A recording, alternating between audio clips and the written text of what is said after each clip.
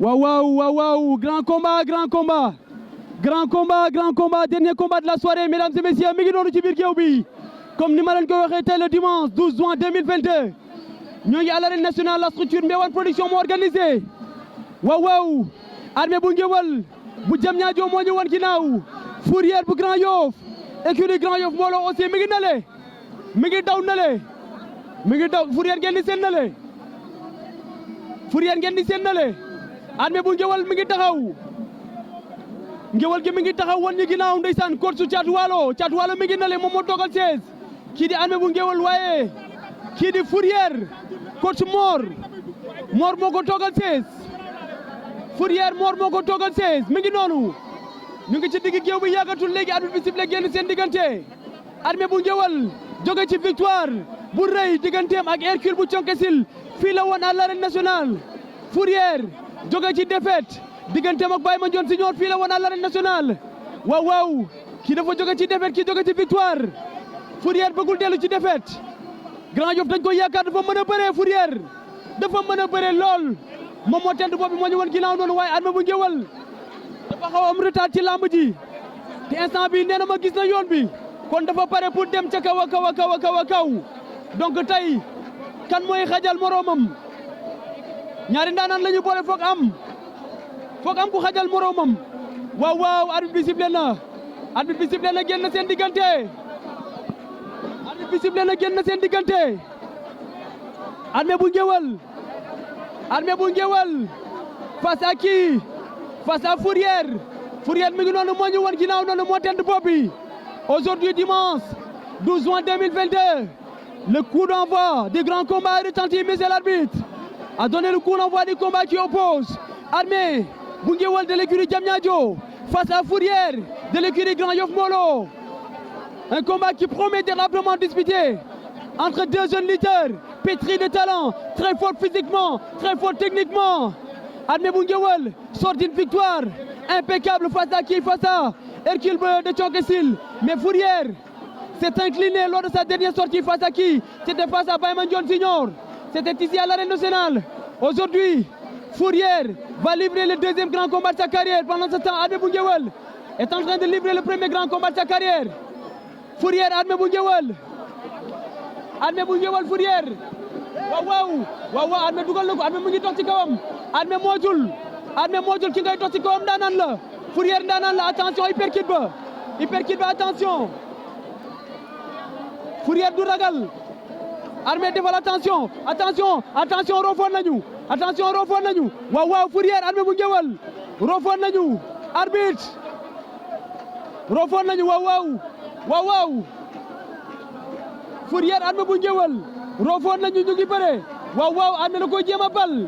waaye Fourrière da ko bloqué Fourrière dafa bloqué ñaari loxo yi waaw Armée bu Ngéwal Fourrière le derby Grand Yoff Diamniadio sama gars yi ndam li fu mu jëm Diamniadio la jëm wala Grand Yoff la jëm est-ce que ndam li écurie Grand Yoff mbooloo moo koy yóbbu wala écurie Diamniadio ñoo koy yóbbu coach Mor moo toogal 16 kii di Armée bu kii di Fourrière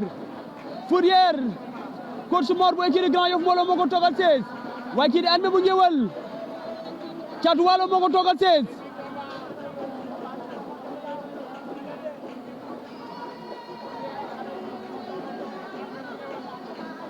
Fourrière Armée bu Ngéwal Fourrière face à Armée bu Ngéwal grand combat de la soirée kii dafa jóge ci défaite kii jóge ci victoire Armée bu Ngéwal dafa bëgg a yéeg ci kaw la bëgg a àgg waaye Fourrière dafa jóge ci défaite te waru delluwaat ci défaite waaw Fourrière waru delluwaat ci défaite dafa am lu mu tàmmal waa Grand Yoff waaw Fourrière dafa am lu mu tàmmal waa Grand Yoff au début de sa carrière il enchaînait les succès il enchaînait les victoires comme des perles mais il a eu du mal à poursuivre monsieur l'arbitre vient de donner un coup de sifflet pour interrompre le combat. Monsieur l'arbitre a interrompu le combat.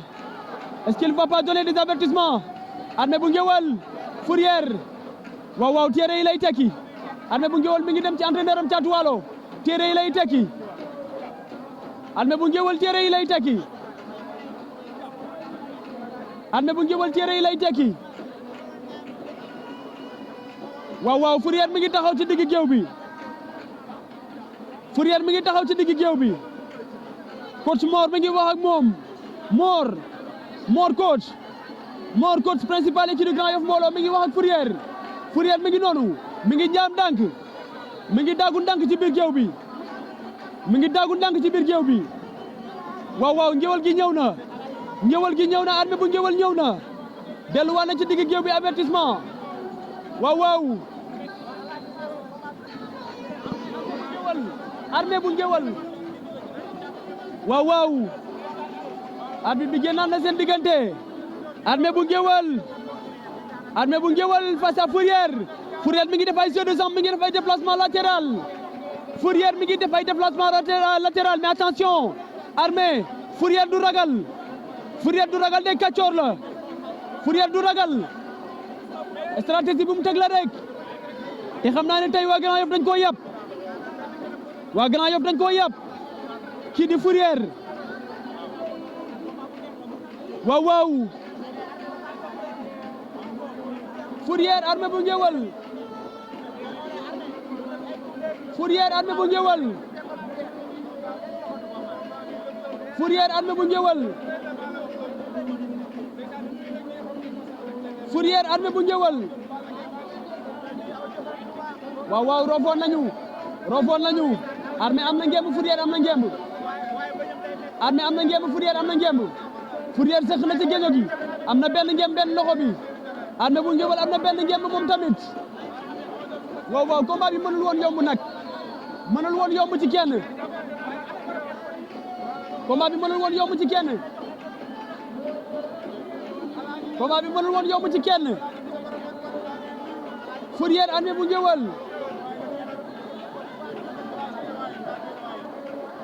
Fourrière Armée bu Ngéwal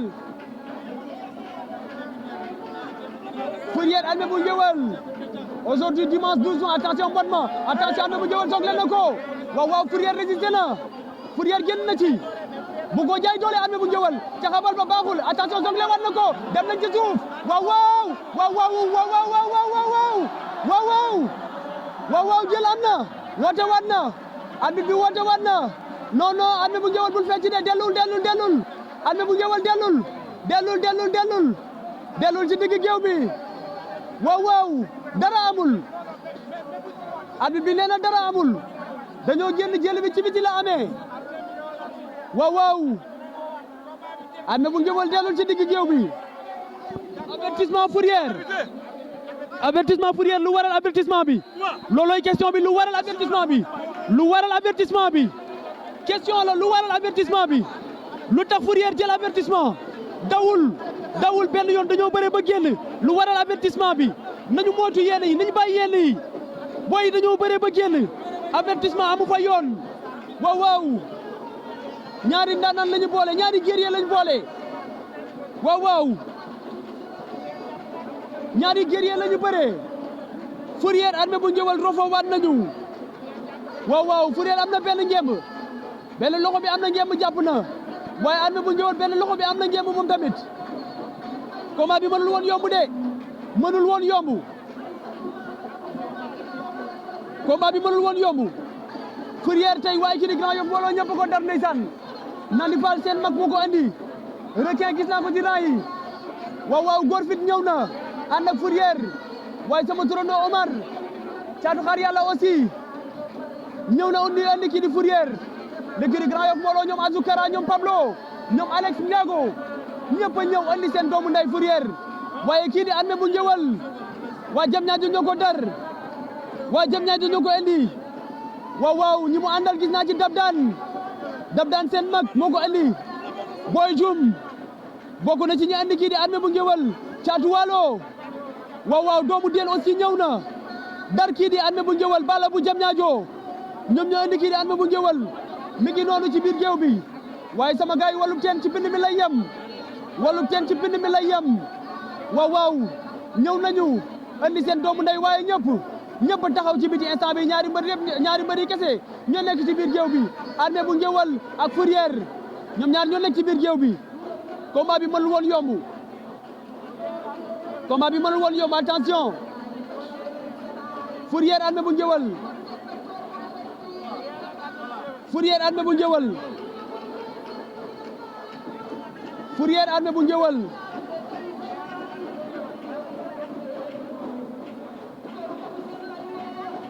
Fourrière Armé bu Ngéwal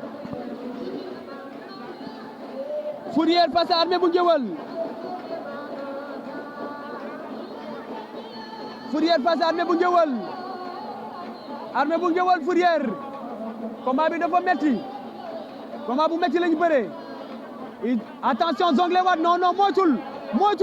moytul ki ngay bëreel ndaanaan la moytul mu bëtt la Armé bu Ngéwal moytul Fourrière dafa mën a bëree Armé bu Ngéwal moytul Fourrière dafa mën a bëree waaw Fourrière attention Armé bu Ngéwal waaw merci Armé waaw Fourrière der la dafa mën a bëree waaw le combat a tenu toutes ses promesses mesdames et messieurs le grand combat d'aujourd'hui a tenu toutes ses promesses les deux jeunes lutteurs se sont donnés à fond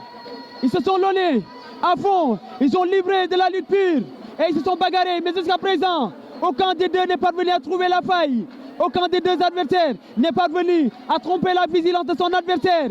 Armé bu Ngéwal a beau tenter des gestes mais Fourrière parvient toujours à le bloquer Fourrière parvient toujours à le contrecarrer mais qui est des deux parviendra aujourd'hui à tromper la vigilance de son adversaire en tout cas aucun des deux n'a démérité Armé bu Ngéwal n'a pas démérité mais Fourrière aussi n'a pas démérité il continue de se livrer un combat sans merci le combat a tenu toutes ses promesses Armé bu Ngéwal face à Fourrière Grand Yoff face à Diamniadio le combat a tenu toutes ses promesses mesdames et messieurs ils se respectent mutuellement Armé bu Ngéwal face à Fourrière le combat a tiré en longueur ils ont produit de la lutte pure ils ont consenti d'énormes efforts de gros efforts mais jusqu'à présent rien de concret pas de suite jusqu'à présent l'arbitre vient de siffler pour interrompre le combat l'arbitre a sifflé à nouveau pour interrompre le combat delluwaat nañ ci biir géew bi Fourrière nee na supporters yi dal leen avertissement waaw arbitre bi woowaat na leen ci biir géew bi avertissement Armé bu Ngéwal 2 avertissements Fourrière 2 avertissements de part et d'autre 2 avertissements de part et d'autre protestant bi moo wadd moom lay wër Armé bu Ngéwal protestant bi moo wadd moom la doon wër noonu na dem entraîneur bi raxas ko Thiatou Walo entraîneur Armé bu Ngéwal na dugg si raxas protestant bi waaw arbitre bi mi ngi waaj a sifflé waat coach Mor lan lay jëli Mor l'entraîneur principal de l'équipe Grand Yoff Mbolo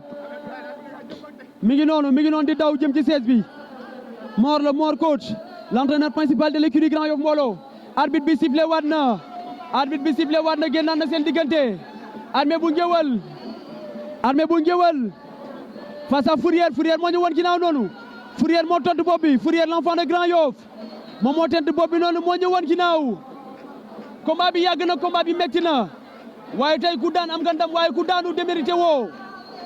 démérité woo diggante Armé bu Ngéwal ak Fourrière combat bi mënul woon yomb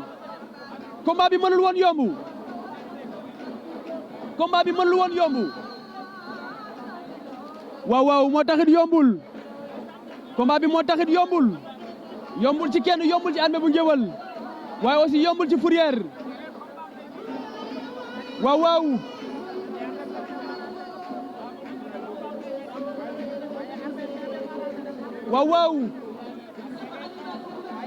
Fourrière Armé bu Ngéwal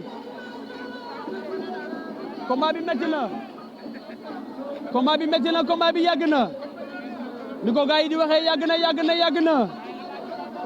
Fourrière Armé bu Ngéwal combat bi yàgg na combat bi metti na waaw waaw waaw waaw attention Armé dox na ci kawam attention Fourrière attention Fourrière attention Fourrière Armé bu Ngéwal Fourrière Fourrière Armé bu Ngéwal Fourrière jekku na ko Fourrière jekku na ko Fourrière jekku na ko Armé bu Ngéwal Fourrière Fourrière jekku na ko attention Armé bu Ngéwal Fourrière Fourrière waaw waaw Armé bu Ngéwal génn na ci Armé bu Ngéwal génn na ci jongle na ko waaw waaw bëree nañu meilleur combat de la saison meilleur combat de la saison waaw waaw meilleur combat de la saison meilleur combat de la saison meilleur combat de la saison waaw waaw meilleur combat de la saison waaw waaw mag jaa ngi noonu magam ma ngi noonu mago Armé bu Ngéwal mi ngi noonu magam la mi ngi noonu capitaine toogatul taxawatul ndeysaan mag jaa ngi noonu rakk jaa ngi bëree ndeysaan toogatul taxawatul rakk jeey bëree capitaine Baye Mbaye mi ngi noonu taxaw mag la ci Armé bu Ngéwal mi ngi taxaw waaw waaw meilleur combat wala boog ma ne pour ma bañ a juum l'un des meilleurs combats de l'année l'un des meilleurs combats de la saison l'un des meilleurs combats de la saison mesdames et messieurs un combat de haute facture ils nous ont gratifié d'un combat exceptionnel d'un niveau technique très élevé Armé bu Ngéwal face à Fourrière deux guerriers, deux jeunes espoirs qui aspirent à gravir les échelons, deux jeunes espoirs qui aspirent à atteindre le sommet de l'arène, mesdames et messieurs. Un combat sans merci, un combat sans merci, un combat âprement disputé, avec plein de gestes techniques, mais jusqu'à présent, aucun des deux lutteurs n'est disposé à céder le passage à son adversaire. Armé bu Ngéwal, n'est-ce pas, n'est pas disposé à céder le passage. Mais Fourrière aussi n'est pas disposé à céder le passage. Le combat a tiré en longueur, le combat a duré. Mais ils se sont donnés à fond, mesdames et messieurs. Ils ont produit un combat exceptionnel. Du spectacle à gogo, mesdames et messieurs. Du spectacle à gogo dans ce combat. Franchement, ils se sont donnés. Deux lutteurs très techniques, très forts physiquement aussi. Ils se sont entraînés. Ça prouve qu'ils ont bien préparé le combat. Et aucun des deux n'est prêt à céder le passage. Mesdames et messieurs, mais néanmoins la victoire devra au moins choisir un camp. La victoire finira par choisir son camp. Qui des deux lutteurs finira par entrer avec la victoire aujourd'hui? Armé bu Ngéwal face à Fourrière.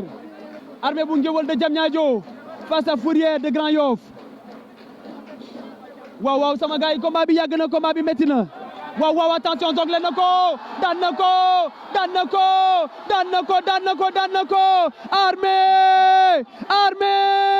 Armé bu Ngéwal daan na ko Armé bu Ngéwal daan na ko Armé bu Ngéwal daan na ko Armé bu Ngéwal daan na Fourrière Armé bu Ngéwal daan na Fourrière. Le vainqueur mérite la victoire, mais le vaincu n'a pas démérité.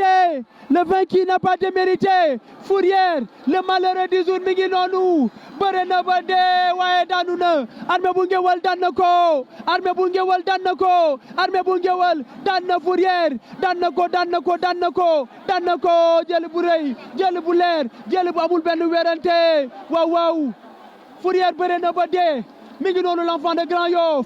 Il a échoué, il s'est incliné, mais il n'a pas démérité, mesdames et messieurs. Il s'est incliné